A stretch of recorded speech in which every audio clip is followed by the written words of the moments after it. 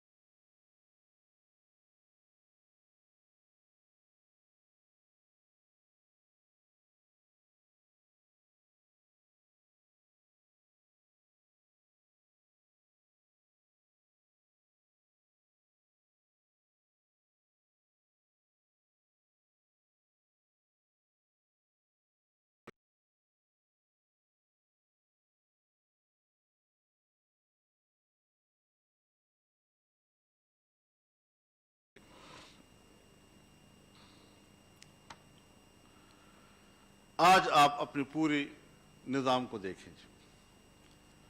Assembly جعلی, آپ کا وزیر اعظم جعلی, سینٹ چیئرمین کے خلاف جو عدم اعتماد ہوا اور وہاں جو کچھ ہوا, میری زبان میں آج چیئرمین سینٹ جعلی. پرسوں ترسوں جو قومی مشترکہ اجلاس میں اقلیت کو اکثریت کہا گیا, شاید وہاں کے ملازمین کو بھی گنا ہوگا انہوں نے اس میں, اور شور شرابہ کے باوجود اس پر بھی ہمیں طے کرنا چاہیے کہ یہ جو گنتی ہوئی ہے یہ غلط ہے, اور پارلیمنٹ کی اکثریت کو اقلیت بنا دیا اور اقلیت کو اکثریت بنا کر پیش کر دیا اور کہا کہ بل پاس ہو گیا. تو اب تو قومی اسمبلی کا اسپیکر بھی مجھے جعلی لگتا ہے. اب جب پورا پارلیمنٹ بھی جعلی ہو جائے, اس کا حکمران بھی جعلی ہو جائے, پھر کس لیے بیٹھے ہوئے ہیں ہم وہاں پر؟ یہ سب ڈرامے ہوئے ہیں وہاں پر.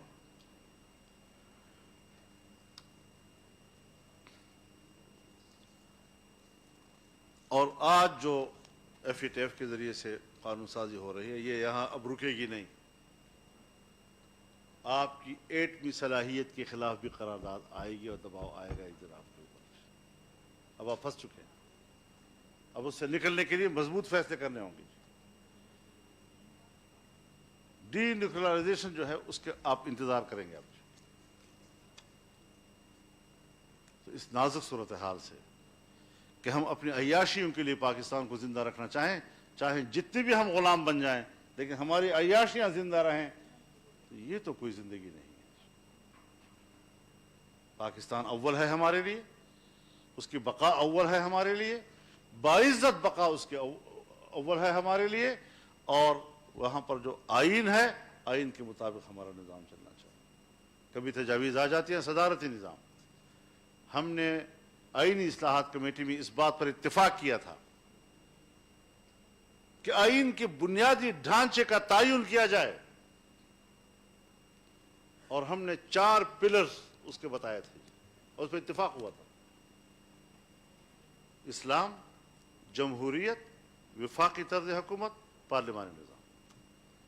اگر ایک ستون بھی گرتا ہے, آئین گر جاتا ہے, اور آپ کو ایک آئین ساز اسمبلی دے کر نیا آئین دینا ہوگا, آپ مجھے بتائیں کہ پاکستان اس کا متحمل ہے کہ ہم اثر نو نئے آئین پہ بات کریں؟ 70 سالوں میں جو چیزیں طے شدہ ہیں وہ دوبارہ ری اوپن ہو جائیں, کیا ہم متحمل ہے اس کے؟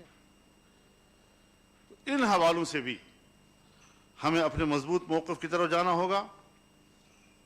اور حالت تو ہماری یہ ہے کہ ہم ملینز اجتماعات کرتے ہیں, لیکن میڈیا کو اتنا کمزور کر دیا گیا ہے, اتنا مقید کر دیا گیا ہے کہ وہ ہمارے لاکھوں کے اجتماعات اور ہمارے تقریریں جو ہیں وہ اپنے چینلوں پہ دکھانے کے قابل نہیں رہے. ان کو روکا جاتا ہے باقاعدہ, اور وہ رک جاتے ہیں.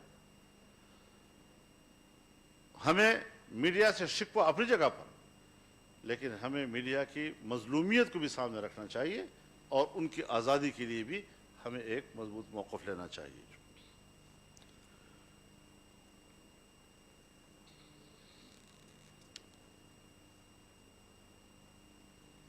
پاکستان بڑی ہمت کے ساتھ میگا پروجیکٹس کی طرف جا رہا تھا. سی پیک منصوبہ, پاور جنریشن کا مسئلہ, اور بہت سے منصوبے پاکستان کے سامنے تھے. معدنی ذخائر کی طرف جانا, اس کو پاکستان کے لیے استعمال میں لانا, لیکن آج سب کچھ رک گیا ہے. اور مجھے ایک سفارتکار نے بتایا, باہر کے سفیر, کہ جب ہم نے ان سے پوچھا کہ آپ یہ کیا کر رہے ہیں, تو انہوں نے کہا کہ پاکستان اور پاکستانی قوم میگا پروجیکٹس کی متحمل نہیں ہے, لہذا ہمیں مائکرو لیول پر اور ہمیں میڈیم لیول پر سر نو نئے منصوبے شروع کریں گے. تو پھر انڈے اور مرغی اور کٹے اور یہاں سے شروع ہوئے، اور یہ پالیسیاں آج ہماری اسٹیٹ کی پالیسیاں ہیں۔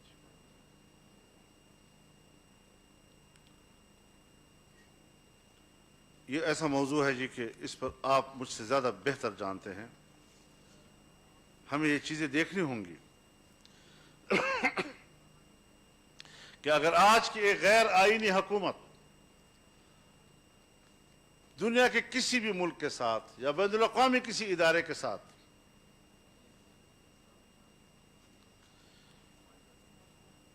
یہ کہتے ہیں جی آپ کو تقریر نہیں جا رہی باہر جی کہا تھا کہ نہ بند کریں موبائل فونز کو، چاہتے ہو کہ یہ باہر لائیو چلے اندر کا بات نہ ہو؟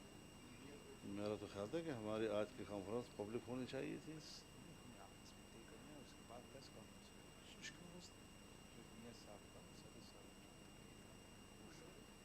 اس کے بعد جو آپ طے کریں گے ہم سب پریس کانفرنس کریں، اس میں سامنے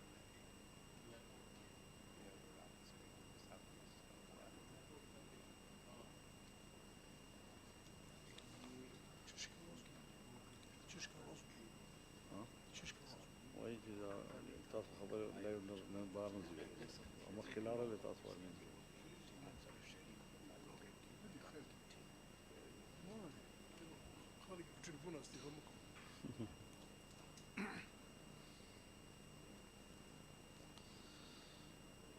تو اب ایسی صورتحال میں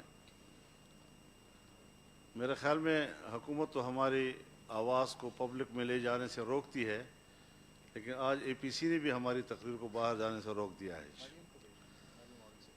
تو ہم پیپلز پارٹی سے اور ان کے منتظمین سے اس پر اپنا احتجاج نوٹ کراتے ہیں۔ یہ نامناسب بات ہے جی۔ موبائل کر رہا ہے نہیں موبائل کرے بھی صحیح، لیکن ابھی میرے آنے سے پہلے ابھی جب اس لیے میں ان دونوں کو بلا رہا ہوں، میں ابھی آیا اور کہا کہ ہم فونز کو بھی بند کریں گے اور ان دونوں کو بھی بند کریں گے، اور ہم نے سنا کہ اور جو بعد میں پریس اور آپ کا ریکویسٹ پہ آپ کا مسٹر جماعت جو آپ کا این ایم اے میں ساتھ ہے، ان کے ریکویسٹ پہ یہ ان کیمرہ ہے اور اس کے بعد پریس کانفرنس۔ ان کیمرہ تو نہیں تھا نا، اس سے پہلے تو ہمیں کہا گیا تھا کہ آپ لوگوں نے ریکویسٹ کی ہے کہ یہ نہیں، ہم نے کوئی ریکویسٹ ٹھیک ہے نہیں۔ چلو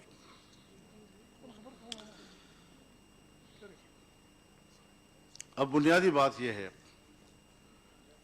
کہ ہم زبانی گفتگو پر اکتفا نہیں کر سکتے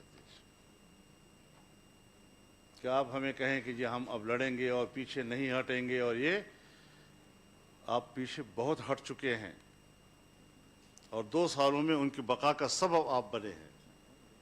اب باقاعدہ لکھ کر طے کرنا ہوگا تاکہ پبلک کے سامنے ہم یہ ساری چیزیں لے جا سکیں کہ یہ کمٹمنٹ ہے، اور کوئی اس سے پیچھے ہٹتا ہے تو اس کو پھر قومی مجرم تصور کیا جائے۔ مذاق تو نہیں ہے آخر کہ ہم اتنی بڑی بڑی باتیں کر رہے ہیں اور اس کے بعد پھر ہم کمپرومائز کی طرف چلے جاتے ہیں۔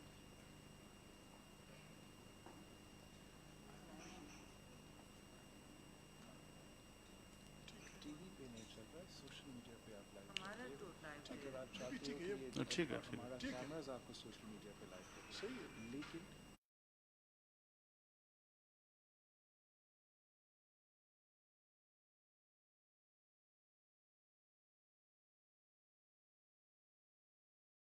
کہ ہمیں بہرحال عملی اقدامات کی طرف جانا ہوگا۔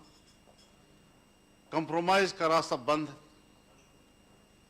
آپ ہماری تحریک کو ایک سیاسی مہمیز تو لگا دیتے ہیں، لیکن جب ہم آگے بڑھتے ہیں تو پھر اس کے بعد ہمارے مصلحتیں سامنے آ جاتی ہیں، اور یہ رویے جو ہیں اگر اپوزیشن کی جماعتوں کی طرف سے بھی برقرار رہتی ہیں تو میں نہیں سمجھتا کہ ہم ایک دوسرے پر اعتماد کر کے کوئی تحریک چلا سکیں گے۔ اعتماد کے لیے بھی ہمیں مؤثر باتیں کرنی ہوں گی، ہمیں ایک تجدید عہد کرنا ہوگا، ہمیں حلف اٹھا کر یہاں سے نکلنا ہوگا، ہمیں ایک تحریری میثاق یہاں لکھنی ہوگی۔ اگر ہم چاہتے ہیں ہمارا ایک باقاعدہ تنظیمی ڈھانچہ ہونا چاہیے، ہمارے اس اپوزیشن کا باقاعدہ ایک نام ہونا چاہیے،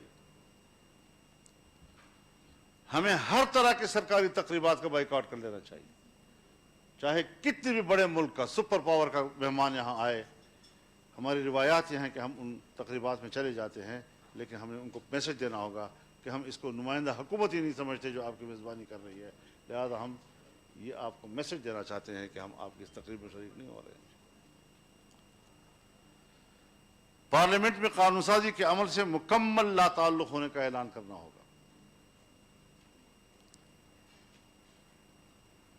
غیر منتخب اور غیر آئینی حکومت کے تمام بین الاقوامی معاہدات سے لا تعلقی کا اعلان کرنا ہوگا۔ آئندہ کوئی بھی حکومت بنی تو اس کی پابند نہیں ہوگی، یہ گورنمنٹ ہی نہیں ہے۔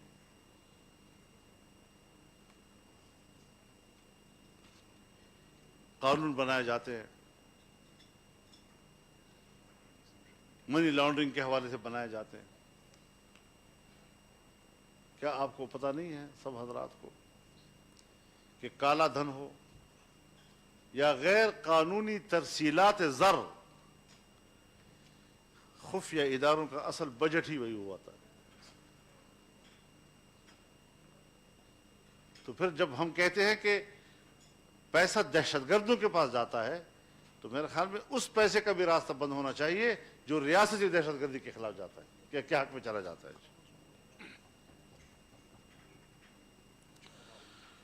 تو یہ ساری چیزیں ہمارے مد نظر ہونی چاہیے۔ اگر آپ ایک مضبوط فیصلہ کرنے، اسمبلی سے استعفے دینے، سندھ کی صوبائی اسمبلی کو تحلیل کرنے اور ایک بھرپور سیاسی تحریک جس میں کہ پارلیمنٹ کے اندر کے قانون سازی کے عمل سے لا تعلق ہونے کا فیصلہ کر لیتے ہیں تو میرے خیال میں، ورنہ ہم تو آپ کے پیچھے کھنچتے کھنچتے ابھی تک آئے ہیں، آپ کے پیچھے کھنچتے کھنچتے آئے ہیں کہ ہم کچھ فیصلہ کریں تو شاید وہ اتنا مؤثر نہیں ہوگا پھر۔ تو اس حوالے سے یہ ہیں ہماری گزارشات، اور انہی گزارشات کی بنیاد پر ہم آج آپ سے بہت بہتر توقعات رکھ کر آئے ہیں، اور ان بہتر توقعات کے ساتھ میں جناب بلاول بھٹو صاحب کا، یہاں پر موجود تمام قائدین کا، جناب میاں نواز شریف صاحب کا، جناب آصف علی زرداری صاحب کا، سب کا شکر گزار ہوں، اور امید کرتا ہوں کہ آپ اس حوالے سے ہماری اور پوری قوم کی حوصلہ افزائی کریں گے۔ وآخر دعوانا الحمدللہ۔ مولانا فضل الرحمان صاحب، آپ کا بہت ہی شکریہ۔ ہمیشہ کی طرح آپ نے پورا جو ہمارے آپشنس ہیں ہمارے سامنے رکھے ہیں۔ I just want to clarify for everybody in the room کہ ہمارا یہ جو دونوں جو کیمراز ہیں یہ چل رہے ہیں، لائیو اسٹریم کر رہے ہیں۔ مولانا صاحب کی تقریر سوشل میڈیا پہ تو جاری ہے، الیکٹرانک میڈیا پہ نہیں تھا۔ Before we continue this conversation, however, I would like to suggest تاکہ ہم ایک فری ماحول میں بات کر سکیں، آپس میں ہم نے مشکل فیصلے لینے ہیں تو وہ مشکل فیصلے لینے کے لیے ہمیں کچھ لوگوں کو منانا پڑے گا، کچھ لوگوں کو سمجھانا پڑے گا، اس کے لیے